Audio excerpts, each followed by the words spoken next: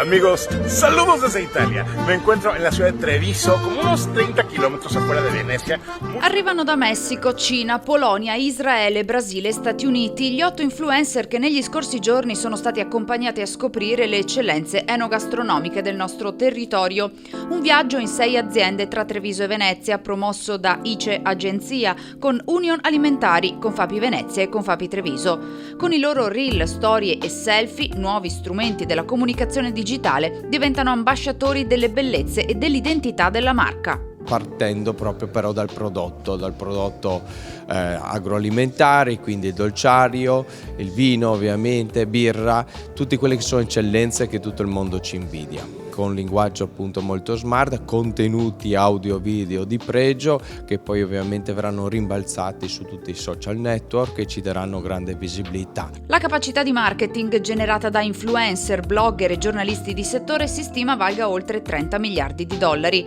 I contenuti autentici legati al cibo e ai prodotti tipici pubblicati sui social con migliaia di followers in tutto il mondo sono potenti strumenti di promozione della vera eccellenza locale. Far capire la nostra anima imprenditoriale, questa nostra passione che abbiamo, questo sostanzialmente, queste 6 aziende che fanno parte di questo tour, di questo gruppo, e quindi far valorizzare appunto territorio assieme alle aziende, quindi prodotti, produzione, perché effettivamente è diventato molto importante. I consumatori, anche loro si sono evoluti grazie anche agli influencer, tutti questi video che loro vedono in rete, e vanno alla ricerca del vero prodotto made in Italy. C'è quindi anche il prodotto poco conosciuto, il prodotto proprio fatto da aziende come le nostre.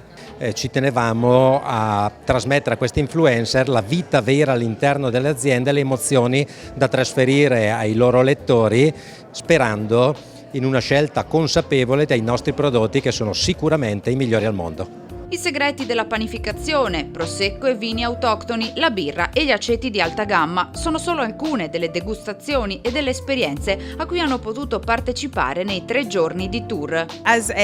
Sono una chef, negli Stati Uniti lavoro anche nel settore della comunicazione in ambito alimentare e organizzo tour gastronomici in Italia. Quello che davvero mi piace di questa esperienza è che è così speciale incontrare i produttori locali, gli artigiani e gli imprenditori e imparare il processo autentico, il vero modo italiano, e poterla assaporare e godere assieme ad altri influencer. È bello raccontare le eccellenze del nostro territorio attraverso uno strumento molto attuale che sono i social network.